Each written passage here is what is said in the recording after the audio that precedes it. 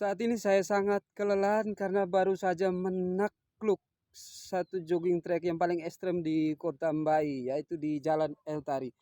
Di Kota Mbai ada dua jogging track atau tempat atau spot orang berlari di pagi hari maupun sore hari, bahkan di siang hari. Yaitu yang pertama yang paling ramai adalah di Kompleks Perkantoran Bupati Nagekeo, yaitu di Civic Center di Jalan Soekarno-Hatta. Tempat itu 7 atau 8 tahun lalu saya susah sekali bertemu teman, atau boleh dikatakan agak berlebihan saya adalah pionir dari kebiasaan lari pagi di Kota Mbai. Ya, maaf saja mungkin ada yang lainnya, tapi waktu itu saya hanya ditemani oleh satu atau dua ekor anjing yang mengejar dari belakang di pagi hari.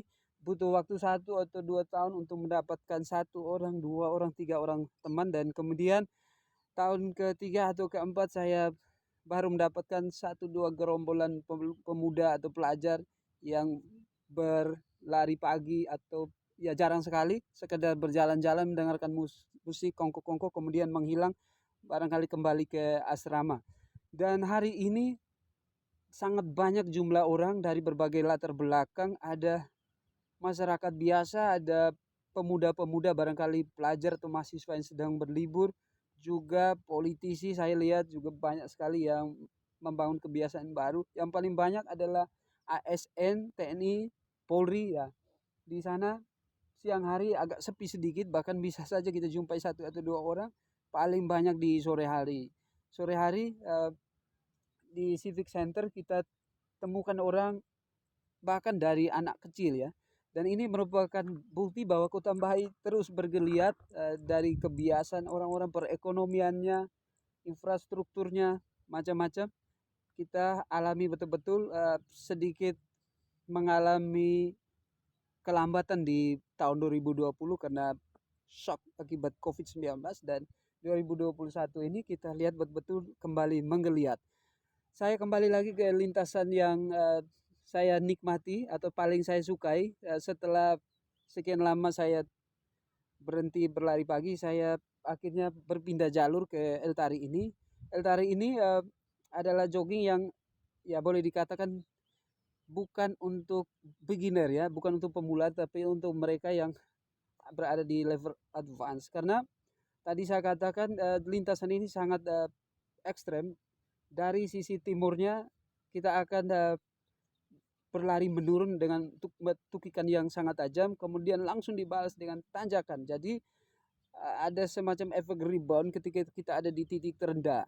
Nah, ini membuat jantung kita atau paru-paru kita memompa sekeras-kerasnya, melontarkan sekuat-kuatnya partikel apa saja yang ikut dengan nafas kita keluar. Dan El Tari ini di sekitar jalan di kiri kanan ini tampak sepi, belum ada apapun yang menunjukkan bahwa ini adalah jalan protokoler di kota. Tetapi ini pasti saya pastikan tidak akan berlangsung lama, karena di tempat saya duduk ini di sepanjang kurang lebih 1 atau 2 kilometer ke sisi selatan, tanah mungkin saja sudah berpindah ke pemilikannya, sudah berpindah, dan pembangunan rumah atau pemukiman hanya menunggu waktu saja. Dan ini memberikan tantangan tersendiri bagi pemerintah. Pertama, menyediakan air minum dan listrik. Kemudian, bagaimana mengatasi banjir akibat luasan permukaan tanah yang semakin kurang dan cucuran atap yang semakin besar. Dan saat ini di Kompleks Civic Center dari hulu ya, di sekitar lereng ini di dekat kantor bupati sedang dibangun sebuah kanal besar dengan anggaran 12 miliar, dan akan tembus sampai ke laut untuk mengatasi banjir dan mengantisipasi hal-hal tersebut. Tadi ya, pemukiman segala macam yang dampak langsungnya adalah banjir di Kota Mbai. Banjir di Kota Mbai ya terakhir ya menjadi sebuah persoalan karena sampah yang menumpuk atau menutup jalur air di sifon di kaki Gunung Pamo. Dan ini persoalan-persoalan yang bisa diatasi dengan sebuah kebiasaan yang positif, dari membangun sebuah kebiasaan positif dari masyarakat. Jogging adalah hal baru dan kebiasaan yang bisa ditumbuhkan, apalagi ya kita optimis juga kebiasaan menjaga kebersihan membuang sampah pada tempatnya juga adalah sebuah kebiasaan yang bisa dibangun oleh sebuah masyarakat perkotaan yang berperadaban modern.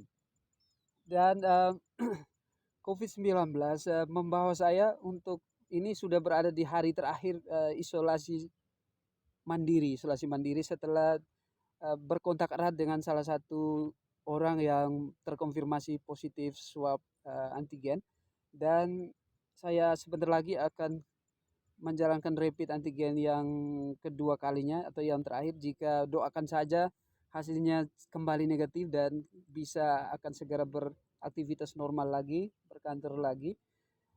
Dan ya selama ini ya betul-betul bagi kita semua, bagi masyarakat di dunia ini, koneksi sosial adalah sebuah kebutuhan pokok, sebuah kebutuhan dasar, dan kita betul-betul sakitnya bertubi-tubi ya, sakit fisik maupun sakit mental ketika dipaksa untuk berpisah dari masyarakat, berpisah dari orang lainnya, karena kita adalah orang yang memiliki makhluk sosial, makhluk sosial.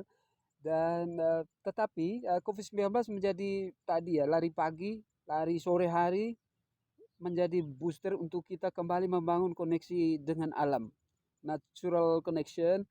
Bagaimana dengan berlari pagi saja, ya kita sudah langsung terkoneksi dengan matahari, dengan batu, dengan tanah, dengan bumi, dengan tumbuh-tumbuhan, dengan udara pagi. Dan memang manusia, nenek moyang kita adalah orang yang 24 jam terkoneksi dengan alam, terkoneksi dengan alam. Mereka adalah pemburu dan pengumpul makanan, maka mereka akan hidup mungkin lebih bugar dan lebih sehat. Kita seharusnya kembali membangun kebiasaan untuk merawat alam ini, kembali berdamai dan berdamai dengan alam, dan menjaga, merawatnya, menikmatnya, membuat alam ini kembali normal. COVID-19 betul-betul mengoreksi segala macam ketidakseimbangan, kekeliruan, kesalahan yang mungkin semakin lama semakin jauh, semakin lama semakin jauh. Dan sebelum semua terlanjur jauh, kita sekarang kembali diingatkan untuk merawat alam ini dan hidup bersahabat dengannya. Ini seperti lagu Ebit GAD. Mumpung kita masih diberi waktu ya. Mumpung kita masih diberi waktu. Saya berbicara